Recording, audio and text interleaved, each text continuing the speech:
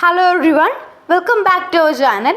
ഇന്ന് നമ്മൾ ഡിസ്കസ് ചെയ്യാൻ പോകുന്നത് ഗ്രാമർ ആൻഡ് യൂസേജിലെ വേർബ് ഇൻ ഫംഗ്ഷൻ ആണ് കേട്ടോ. Verbs in function. അപ്പോൾ നിങ്ങൾ നല്ലപോലെ ശ്രദ്ധിച്ചിരിക്കുക. വേർബ്സ് എന്താണ്? ക്രിയ അല്ലേ? നമ്മൾ ഡീറ്റെയിൽ ആയിട്ട് മുന്നേ വീഡിയോ ചെയ്തിട്ടുണ്ടല്ലേ. ചാപ്റ്റർ 1 നമ്മൾ ഡിസ്കസ് ചെയ്തതാണ്. വേർബ്സ് ഇൻ ഫംഗ്ഷനിൽ മെയിനായിട്ട് നമുക്ക് 3 കാര്യങ്ങളാണ് പഠിക്കാനുള്ളത്. ഫസ്റ്റ് വൺ ജെറുഡാണ് പഠിക്കാനുള്ളത്. ഗെറുഡ്, ജെറുഡ് എന്നും പറയും. അതായത് ഒരു വേർഡിൽ നമ്മൾ ING യൂസ് ചെയ്യുക.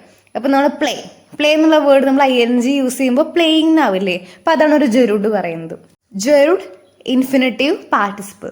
അപ്പോൾ ഇതൊക്കെ നമ്മൾ പഠിക്കാം. നിങ്ങൾ ശ്രദ്ധിച്ചിരിക്കുക. നിങ്ങൾ ഫസ്റ്റ് ടെക്സ്റ്റ് നിവർത്തി വെക്കുക. അതോടൊപ്പം തന്നെ നിങ്ങൾ ചെറിയ ചെറിയ ഷോർട്ട് നോട്ട് എഴുതാൻ ശ്രമിക്കുക കേട്ടോ. അത് കുറച്ചുകൂടി എളുപ്പമായിരിക്കും. അപ്പോൾ വീഡിയോയിലേക്ക് ഡീറ്റെയിൽ ആയിട്ട് പോകുന്നതിന് മുന്നേ ഈ ചാനൽ ആദ്യമായിട്ട് കാണുന്നവരാണെങ്കിൽ സബ്സ്ക്രൈബ് ചെയ്ത് സപ്പോർട്ട് ചെയ്യുക. അതെനിക്കൊരു സപ്പോർട്ടായിരിക്കും. ഓക്കെ, അപ്പം നമുക്ക് നേരെ ഡീറ്റെയിൽ ആയിട്ട് നമ്മുടെ വീഡിയോയിലേക്ക് പോവാം. ഇവിടെ 3 കാറ്റഗറി ആയിട്ടാണ് നമുക്ക് പഠിക്കാനുള്ളത്. ഒന്ന് ജെറുഡ്, ഇൻഫിനിറ്റീവ് ആൻഡ് പാർട്ടിസിപ്പിൾ. അപ്പം ഇങ്ങനെ 3 കാറ്റഗറിയാണ് നമുക്ക് പഠിക്കാനുള്ളത്. ഫസ്റ്റ് ആണ് നോക്കാൻ പോകുന്നത് ജെറുഡിനെ കുറിച്ചാണ്. നമ്മൾ നേരത്തെ പറഞ്ഞു, ജെറുഡ് എന്ന് പറഞ്ഞാൽ എന്താണ്? ഒരു വേർഡിന്റെ കൂടെ ING യൂസ് ചെയ്യുമ്പോൾ ആ ഒരു ചേഞ്ച് ഉണ്ടാവില്ല. അതാണ് ജെറുഡ് എന്ന് പറയുന്നത്. ഇപ്പോൾ ഡാൻസ് എന്നുള്ള വേർഡ് ആണെങ്കിൽ ഡാൻസിങ്, പ്ലേ എന്നുള്ള വേർഡിന്റെ ING കൂട്ടുമ്പോൾ പ്ലേയിങ്. അതാണ് ജെറുഡിന് എക്സാമ്പിൾ. നിങ്ങൾക്ക് അത് ക്ലിയർ ആയില്ലേ? പിന്നെ ഇത് ഫങ്ഷൻ ചെയ്യണത് ഒരു നൗണായിട്ടാണ് കേട്ടോ. ഇത് ശരിക്കൊരു വേർബാണ്, പക്ഷെ അത് ഫങ്ഷൻ ചെയ്യുമ്പോൾ ഒരു നൗണായിട്ട് മാറും. നമുക്കൊരു എക്സാമ്പിൾ നോക്കാം. Dancing is your favourite hobby. ഇവിടെ ഡാൻസിങ് എന്ന് പറഞ്ഞ ഗരുഡാണ്. അതേസമയം അത് ഒരു നൗണായിട്ടാണ് മാറുന്നത് അല്ലേ? അതൊരു നൗണായിട്ടാണ് ഇവിടെ ഷോ ചെയ്യുന്നത്. ഈ ഒരു ഗരുഡിന് പല പേരുകളും ഉണ്ട്. അതായത് വേർബൽ നൗൺ എന്ന് പറയും, പ്രസന്റ് പാർട്ടിസിപ്പിൾ എന്ന് പറയും. അതൊക്കെ ഇതിന്റെ അതർ നെയിംസ് ആണ്. ഒന്ന് എഴുതി വെക്കാം കേട്ടോ. ഈ ഒരു ജെറുഡിന് 4 യൂസസ് ഉണ്ട്. അതിൽ ഒന്നാമത്തെ has a subject as a verb. ഒരു വേർബിന്റെ സബ്ജക്റ്റ് ആയിട്ട് നമുക്ക് എടുക്കാം. Example, smoking is bad for health. ഇവിടെ സബ്ജക്റ്റ് ഏതാണ്? സ്മോക്കിംഗ്. അതുപോലെ gardening is my favourite hobby, അല്ലെങ്കിൽ dancing is my favourite hobby. ഇവിടെ ഒക്കെ ഒരു ഡാൻസിങ്, ഗാർഡനിങ് അതൊക്കെ ഒരു ഗരുഡായിട്ട് എക്സാമ്പിൾ ആണ്. ഈ ഡാൻസിങ്ങും ഗാർഡനിങ്ങും ഒക്കെ സബ്ജക്റ്റ് ആയിട്ടാണ് വരുന്നത്. ക്ലിയർ ആയില്ലേ? അങ്ങനെ ഒരു വേർബിന്റെ സബ്ജക്റ്റ് ആയിട്ട് വരിക എന്ന് പറഞ്ഞാൽ അത് ഇതിന്റെ ഒരു യൂസ് ആണ്. സെക്കൻഡ് യൂസ് എന്ന് പറഞ്ഞാൽ അതൊരു വേർബിന്റെ ഒബ്ജക്റ്റ് ആയിട്ട് യൂസ് ചെയ്യാം. മുന്നത്തെ യൂസിൽ സബ്ജക്റ്റ് ആയിട്ട് യൂസ് ചെയ്യുന്നു പറഞ്ഞു, ഇതിൽ ഒബ്ജക്റ്റ് ആയിട്ടും യൂസ് ചെയ്യുമെന്ന് പറയുന്നു. ഞാൻ ഒരു എക്സാമ്പിൾ പറയാം. I enjoy reading. ഇവിടെ ഐ വരുന്നത് സബ്ജക്റ്റ് ആയിട്ടും റീഡിങ് വരുന്നത് ഒബ്ജക്റ്റ് ആയിട്ടാണ് അല്ലേ? റീഡിങ് എന്ന് പറയുന്നതാണ് ഇവിടെ നമ്മുടെ ഗരുഡ്. നമ്മളപ്പോൾ ഇവിടെ 2 യൂസ് പറഞ്ഞു. ഒരു വേർബിന്റെ സബ്ജക്റ്റ് ആയിട്ടും യൂസ് ചെയ്യും, ഒരു വേർബിന്റെ ഒബ്ജക്റ്റ് ആയിട്ടും യൂസ് ചെയ്യും. ഇപ്പൊ 2 യൂസ് കഴിഞ്ഞു, ഈ 2 യൂസും കൂടി ഉണ്ട്. ഒരു സബ്ജക്റ്റിന്റെ കോംപ്ലിമെന്റ് ആയിട്ടും യൂസ് ചെയ്യാൻ പറ്റും. ഇത് 3rd യൂസ് ആണ് കേട്ടോ. ഒരു സബ്ജക്റ്റിന്റെ കോംപ്ലിമെന്റ് ആയിട്ടും യൂസ് ചെയ്യാം. ഒരു എക്സാമ്പിൾ നോക്കാം. His goal is reaching to the top of mountain. അതായത് അവന്റെ ഗോൾ എന്ന് പറയുന്നത് ഒരു മൗണ്ടൈന്റെ മുകളിലേക്ക് എത്താണ്. അപ്പോൾ ഇവിടെ റീച്ചിങ് എന്ന് പറഞ്ഞ സബ്ജക്ട് കോംപ്ലിമെന്റ് ആയിട്ടാണ് യൂസ് ചെയ്യണത്. അപ്പോൾ ഇവിടെ സബ്ജക്ട് കോംപ്ലിമെന്റ് ആയിട്ട് യൂസ് ചെയ്യണതും ഗരുഡാണ്. അപ്പോൾ primary need is to develop a strong immune system. നമ്മുടെ പ്രൈമറി നീഡ് എന്ന് പറയുന്നത് ഒരു സ്ട്രോങ് ഇമ്മ്യൂൺ സിസ്റ്റം ഡെവലപ്പ് ചെയ്യുന്നതാണ്. അപ്പൊ അങ്ങനെയുള്ള സിറ്റുവേഷനിൽ വരുമ്പോഴും സബ്ജക്ട് കോംപ്ലിമെന്റ് ആയിട്ട് യൂസ് ചെയ്യണതും ഗരുഡാണ്. അപ്പൊ 3 യൂസസ് നമ്മളിവിടെ കഴിഞ്ഞു കേട്ടോ. ഈ 4ാമത്തെ has a object of the preposition. Preposition നമ്മൾ ഓൾറെഡി ഡിസ്കസ് ചെയ്തിരുന്നു. നിങ്ങൾ മാക്സിമം കാണാൻ ശ്രമിക്കുക. നിങ്ങൾ ഗ്രാമർ പഠിക്കുമ്പോൾ ആദ്യം മുതൽ തന്നെ പഠിക്കുക കേട്ടോ. കാരണം നമ്മൾ ബേസ് മുതലാണ് പറഞ്ഞു പോണത്. അപ്പം ഇടയ്ക്കെന്ന് വെച്ചിട്ട് നമ്മൾ ഒരു വീഡിയോ കണ്ട് ക്ലാസ് കേൾക്കുക എന്ന് പറഞ്ഞാൽ ആകെ ഒന്നും മനസ്സിലാവില്ല. അതുകൊണ്ടാണ് നമ്മൾ മാക്സിമം നമ്മുടെ പ്ലേലിസ്റ്റിൽ എല്ലാതും നമ്മൾ അപ്ലോഡ് ചെയ്തിട്ടുണ്ട് കേട്ടോ. ഇവിടെ നമ്മുടെ 4ാമത്തെ യൂസ് ഇതാണ്, object as A preposition. Position പറഞ്ഞാൽ ഏതാണ്? നമ്മുടെ ഓഫ്, ഫോർ, ബട്ട് അതൊക്കെയാണ് പ്രിപ്പോസിഷൻസ്. അപ്പോൾ പ്രിപ്പോസിഷന്റെ ഒബ്ജക്റ്റ് ആയിട്ടും ഗരുഡ് ഇവിടെ ആക്ട് ചെയ്യുന്നുണ്ട്. ഓക്കെ, ഒരു എക്സാമ്പിൾ നോക്കാം. He fond of eating sweets. അവന് മധുരം കഴിക്കുക എന്നൊക്കെ പറഞ്ഞാൽ ഭയങ്കര ഇഷ്ടമുള്ള കാര്യമാണ്. ഇവിടെ ഫോണ്ട് ഓഫ് എന്ന് പറഞ്ഞ വേർഡ് ശ്രദ്ധിച്ചോ? ഓഫ് പ്രിപ്പോസിഷൻ ആണ്. അപ്പോൾ പ്രിപ്പോസിഷന്റെ ഒബ്ജക്റ്റ് ആണ് ഇവിടെ ഒബ്ജക്റ്റ് ആയിട്ടാണ് ഇവിടെ ആക്ട് ചെയ്യുന്നത് ഈറ്റിംഗ് എന്ന് പറയുന്നത്. അപ്പോൾ ഈറ്റിംഗ് ഒരു ജെറുഡാണ്. അപ്പൊ നിങ്ങൾക്ക് 4 യൂസസും ക്ലിയർ ആയില്ലേ? എക്സാമ്പിൾ നോക്കിയാൽ ഒന്നുകൂടി നിങ്ങൾക്ക് മനസ്സിലാവും. അപ്പൊ നിങ്ങൾ ഓരോന്നും ഡെഫിനേഷൻ എഴുതുക, എക്സാമ്പിൾ എഴുതുക. അങ്ങനെ എവിടെയെങ്കിലും ഒന്ന് നോട്ട് ചെയ്ത് വെക്കുക. അറ്റ്ലീസ്റ്റ് ടെക്സ്റ്റിന്റെ സൈഡിലെങ്കിലും ഒന്ന് നോട്ട് ചെയ്ത് വെക്കുക. ഫസ്റ്റ് സബ്ജക്റ്റ് ആയിട്ട് യൂസ് ചെയ്യും, ഒബ്ജക്റ്റ് ആയിട്ട് യൂസ് ചെയ്യും, സബ്ജക്റ്റിന്റെ കോംപ്ലിമെന്റ് ആയിട്ട് യൂസ് ചെയ്യും, പിന്നെ പ്രിപ്പോസിഷന്റെ ഒബ്ജക്റ്റ് ആയിട്ടും യൂസ് ചെയ്യും. അങ്ങനെ ഈ 4 യൂസസും ഇമ്പോർട്ടന്റ് ആണ്, പഠിച്ചു വെക്കുക കേട്ടോ. ക്ലിയർ ആയി? ഇതിന്റെ ഒപ്പം നിങ്ങൾ 4 എക്സാമ്പിളും കൂടി പഠിച്ചു വെക്കുക കേട്ടോ. ഡെഫിനേഷനും എക്സാമ്പിളും മസ്റ്റ് ആയിട്ടും പഠിച്ചിരിക്കണം. ഇനി പഠിക്കാനുള്ളത് നമ്മുടെ സെക്കൻഡ് പാർട്ടായ ഇൻഫിനിറ്റീനെ പറ്റിയിട്ടാണ്. ജെറുഡ് എന്താണെന്ന് എല്ലാവർക്കും മനസ്സിലായി? നിങ്ങൾക്ക് മനസ്സിലായി എന്ന് വിചാരിക്കുന്നു. നിങ്ങൾക്ക് ഡൗട്ട്സ് ഉണ്ടെങ്കിൽ ഒന്ന് കമന്റ് ചെയ്യാം കേട്ടോ. ഓക്കെ, ഇനി നമ്മൾ സെക്കൻഡ് സെക്ഷനിലേക്ക് കിടക്കുകയാണ്. സെക്കൻഡ് സെക്ഷൻ ഏതാ? ഇൻഫിനിറ്റീവ്. ഇൻഫിനിറ്റീവ് എന്ന് പറഞ്ഞാൽ ക്ലിയർ ആയിട്ട് ഞാൻ പറയാം. അതായത് ഒരു വേർബിൻ്റെ കൂടെ ടു ഫോം ആവും. അതായത് റൈറ്റ് എന്നുള്ളത് ടു റൈറ്റ് എന്നാവും, ഡാൻസ് എന്നുള്ളത് ടു ഡാൻസ് എന്നാവും, അതേപോലെ റീഡ് എന്നുള്ളത് ടു റീഡ് എന്നാവും. അതാണ് ഈ ഒരു ഇൻഫിനിറ്റീവിൻ്റെ ഒരു ഇതായിട്ട് വരുന്നത്. ഓക്കെ, നമ്മൾ ജെറുഡിൽ പറഞ്ഞു. ജെറുഡിൽ എന്താ പറഞ്ഞത്? ജെറുഡിൽ പറഞ്ഞത് ഒരു ING ഫോം ആവും എന്നല്ല പറഞ്ഞേ. ഇൻഫിനിറ്റീവിലേക്ക് വരുമ്പോൾ അത് ടു ഫോം ആവും. ജെറുഡിലെ റീഡ് എന്നുള്ളത് റീഡിംഗ് എന്നാവും, ഇൻഫിനിറ്റീവിലെ റീഡ് എന്നുള്ളത് ടു റീഡ് എന്നാവും. ക്ലിയർ ആയില്ലേ നിങ്ങൾക്ക്?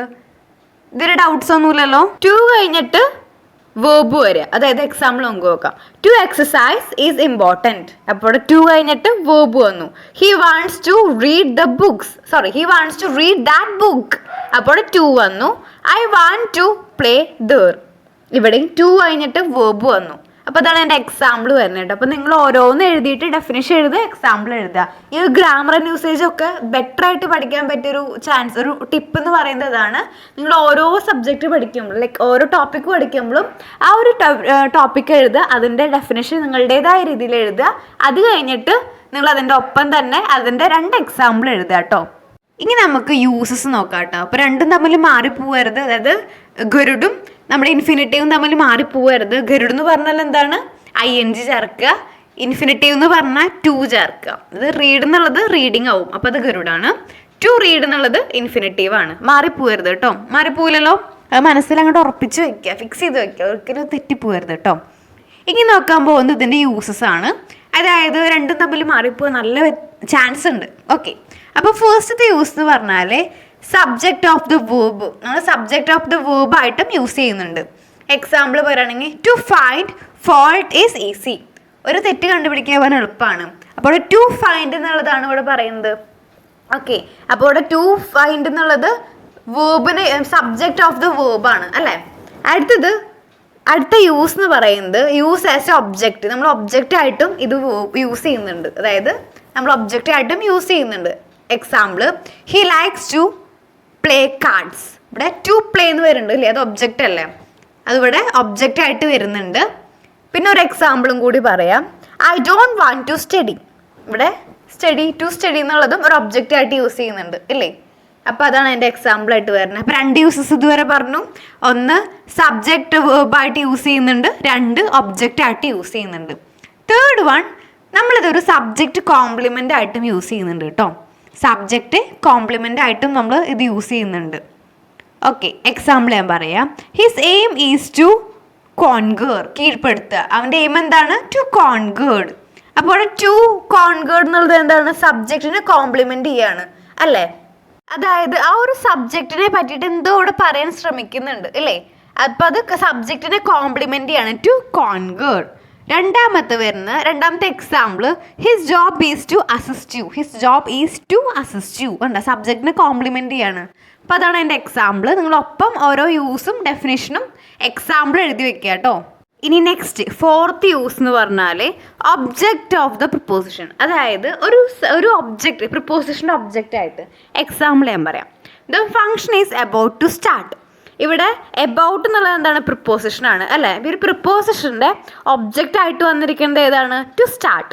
അപ്പോൾ ഇവിടെ ഒബ്ജക്റ്റ് ഓഫ് ദ പ്രിപ്പോസിഷൻ പറഞ്ഞാൽ ഒരു ഒബ്ജക്റ്റിൻ്റെ ഒരു പ്രിപ്പോസിഷൻ്റെ ഒബ്ജക്റ്റ് ആയിട്ട് വരികയാണ്. ഇൻഫിനിറ്റീവിലെ 4 യൂസസ് നമ്മൾ പഠിച്ചു. ഒന്ന് പറഞ്ഞാൽ സബ്ജക്റ്റ് ഓഫ് ദ വേർബ്, രണ്ടാമത്തെ എന്താണ്? Object of the verb, use as the object of the verb, മൂന്നാമത്തെ സബ്ജക്റ്റ് കോംപ്ലിമെൻ്റ് ആയിട്ട് വരുമെന്ന് പറഞ്ഞു ഇല്ലേ. ഇനി 4ാമത്തെ ഏതായിരുന്നു? Object of the preposition. അപ്പോൾ ഈ 4 യൂസസും നല്ലപോലെ പഠിക്കുക, ഡെഫിനേഷൻ എഴുതുക നിങ്ങളുടേതായ രീതിയിൽ. അത് കഴിഞ്ഞിട്ട് ഇതിൻ്റെ എക്സാമ്പിൾ എഴുതുക. ഓക്കെ, ഇനി നമുക്ക് നെക്സ്റ്റ് യൂസ്, 5ാമത്തെ യൂസ് നോക്കാം. ഒരു അഡ്ജക്റ്റീവിനെ നമ്മൾ ക്വാളിഫൈ ചെയ്യാൻ വേണ്ടി ഇത് യൂസ് ചെയ്യുന്നുണ്ട് കേട്ടോ. അതായത് ഒരു അഡ്ജക്റ്റീവിനെ ക്വാളിഫൈ ചെയ്യാൻ വേണ്ടി നമ്മൾ infinitive form of verb use ചെയ്യുന്നുണ്ട്. എക്സാമ്പിൾ ഞാൻ പറയാം. Mangoes are delicious to eat. Mangoes ഭയങ്കര ടേസ്റ്റ് അല്ല, ഡിലീഷ്യസ് ആണ് ടു ഈറ്റ്. ഇവിടെ ഡിലീഷ്യസ് എന്നുള്ളത് അഡ്ജക്റ്റീവാണ്. ആ ഒരു അഡ്ജക്റ്റീവിനെ ക്വാളിഫൈ ചെയ്യാൻ ഉപയോഗിച്ച വേർഡാണ് ടു ഈറ്റ്. അപ്പോൾ ഇവിടെ ഒരു അഡ്ജക്റ്റീവിനെ ക്വാളിഫൈ ചെയ്യാൻ വേണ്ടിയിട്ട് ഇൻഫിനിറ്റീവ് വേർബ് യൂസ് ചെയ്യുന്നുണ്ട്. പിന്നെ ഒരു എക്സാമ്പിളും കൂടി പറയാം. Students are anxious to know about your result. റിസൾട്ടിനെ കുറിച്ച് അറിയാൻ വേണ്ടി സ്റ്റുഡൻസ് ഒക്കെ ആങ്ഷ്യസ് ആണ് അല്ലേ. ഇവിടെ അഡ്ജക്റ്റീവിനെ ക്വാളിഫൈ ചെയ്യാൻ വേണ്ടിയിട്ടാണ് infinitive form of verb use ചെയ്തിരിക്കുന്നത്. അപ്പോൾ ഈ ഒരു 5 യൂസ് നിങ്ങൾക്ക് ക്ലിയർ ആയില്ലേ? ഡൗട്ട്സ് ഉണ്ടെങ്കിൽ ഒന്ന് കമൻറ്റ് ചെയ്യണം. നെക്സ്റ്റ് യൂസ്, ഇത് നൗണിനെയും കൂടി ക്വാളിഫൈ ചെയ്യുന്നുണ്ട്. നമ്മൾ 5ാമത്തേൽ പറഞ്ഞ അഡ്ജക്റ്റീവിനെ ക്വാളിഫൈ ചെയ്യുന്നത് അല്ലേ. 6ാമത്തെ യൂസ് എന്ന് പറയുന്നത് നൗണിനെയും ക്വാളിഫൈ ചെയ്യുന്നുണ്ട് കേട്ടോ. To qualify the noun. Example പറയാം. This is the place to stay. ഇവിടെ ടു സ്റ്റേ എന്നുള്ളതാണ് ഇൻഫിനിറ്റീവ് വേർഡ്. ഇവിടെ പ്ലേസ് എന്നുള്ള നൗണ്, പ്ലേസ് എന്നുള്ള നൗണിനെ ക്വാളിഫൈ ചെയ്തത് ഇൻഫിനിറ്റായ വേർഡ് ടു സ്റ്റേ എന്നുള്ള വേർഡ് കൊണ്ട്. ഇനി ഒരു യൂസും കൂടി ഉണ്ട് കേട്ടോ. വെർബിനെയും കൂടി ക്വാളിഫൈ ചെയ്യുന്നുണ്ട്. അപ്പം തൊട്ട് മുന്നേ നമ്മൾ പറഞ്ഞു നൗണ് പറഞ്ഞു, അതിന് തൊട്ട് മുന്നേ അഡ്ജക്റ്റീവ് പറഞ്ഞു. അഡ്ജക്റ്റീവിനെ ക്വാളിഫൈ ചെയ്യുന്നുണ്ട്, നൗണിനെ ക്വാളിഫൈ ചെയ്യുന്നുണ്ട്, വെർബിനെയും കൂടി ഇത് ക്വാളിഫൈ ചെയ്യുന്നുണ്ട്. എക്സാമ്പിൾ ഞാൻ പറയാം. We hurry to get ticket. ഇവിടെ വി എന്നുള്ള വെർബ് അതിനെ ആ ഒരു സംഭവത്തിനെ ഒന്ന് ഇതാക്കണത് എങ്ങനെയാണ്? ടു ഗെറ്റ് അല്ലേ. അപ്പോൾ ആ ഒരു വേർബിനെ കൂടി ക്വാളിഫൈ ചെയ്യാൻ ഉപയോഗിക്കുന്നുണ്ട്.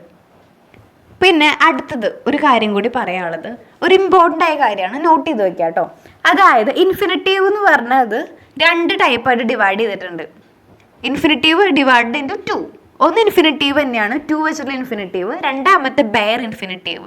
ഈ ഒരു ബെയർ ഇൻഫിനിറ്റീവ് എന്ന് കേൾക്കുമ്പോൾ നിങ്ങൾക്ക് അധികം സ്ട്രെസ് ഒന്നും ആവണ്ട. ബെയർ ഇൻഫിനിറ്റീവ് എന്ന് പറഞ്ഞാൽ നമ്മൾ പറഞ്ഞു ഇൻഫിനിറ്റീവ് എന്ന് പറഞ്ഞാൽ ടു റീഡ് എന്നൊക്കെ യൂസ് ചെയ്യുന്നത്. ബെയർ ഇൻഫിനിറ്റീവ് ആവുമ്പോൾ ഒന്നും വേണ്ട, വെറും റീഡ് മതി. ഓക്കെ, അതായത് ഇപ്പോൾ എക്സാമ്പിൾ ടു ഫോം ഇൻഫിനിറ്റീവ് എന്ന് പറഞ്ഞാൽ റീഡ് എന്നുള്ളത് ടു റീഡ് എന്നാവും. ബെയർ ഇൻഫിനിറ്റീവ് ആവുമ്പോൾ വെറും റീഡ് തന്നെ, ഒരു വ്യത്യാസവും. അപ്പോൾ ഇത് എപ്പോഴൊക്കെയാണ് ഇത് യൂസ് ചെയ്യേണ്ടതെന്നറിയോ? അതായത് ചില വേർഡ്സ് വന്നതിൻ്റെ ശേഷം നമ്മൾ വേർബ് യൂസ് ചെയ്യുമ്പോൾ, അതായത് ചില ഈ വേർഡ്സ് നിങ്ങൾ ഒന്നെങ്കിൽ എഴുതിയെടുക്കുക അല്ലെങ്കിൽ ഒന്ന് സ്ക്രീൻഷോട്ട് ചെയ്ത് വെക്കുക കേട്ടോ. Words used after had better, had rather, would rather, അതുപോലെ റാദർ ദാൻ, ഇങ്ങനെയുള്ള വേർഡ്സ്, സൂൺ റാദർ, ഇങ്ങനെയുള്ള വേർഡ്സ് ഒക്കെ കഴിഞ്ഞിട്ട് നമ്മൾ വേർബ് വരുന്ന സമയത്ത് ഡയർ ഇൻഫിനിറ്റീവ് ആണ് വെക്കേണ്ടത്. ക്ലിയർ ആയോ? അപ്പം നമ്മൾ എപ്പോഴൊക്കെയാണ് ഡയർ ഇൻഫിനിറ്റീവ് വെക്കേണ്ടത്? ചില words had better, had rather, would rather, rather than, ഇങ്ങനെയുള്ള വേർഡ്സ് ഒക്കെ കഴിഞ്ഞിട്ട് വേർബ് വരുന്ന സമയത്ത്. എക്സാമിന് എങ്ങനെ ക്വസ്റ്റ്യൻ വരിക എന്നറിയോ?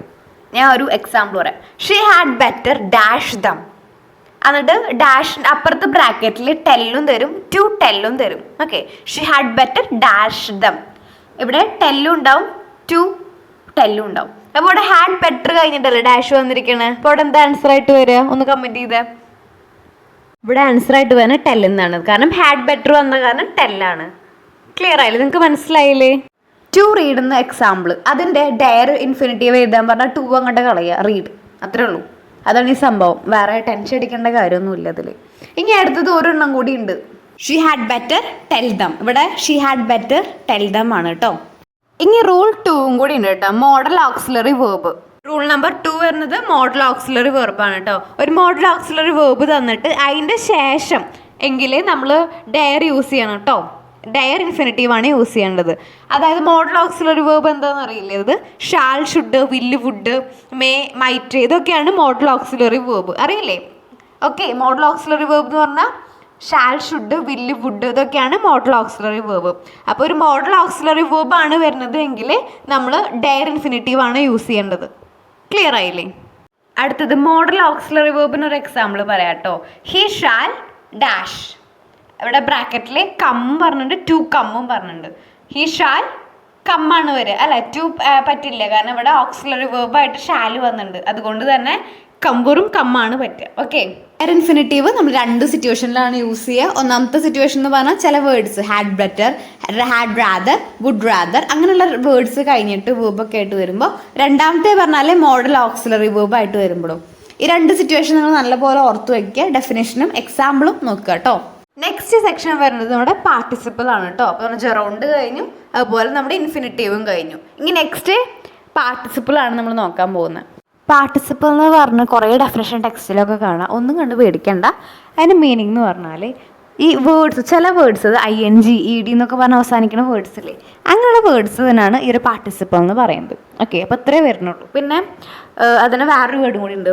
പാർട്ടിസിപ്പിളിന് വേറൊരു വേർഡും കൂടി ഉണ്ട്, വേർബൽ അഡ്ജക്റ്റീവ് എന്ന്. ഒരു ഡെഫിനേഷൻ ഉണ്ട്.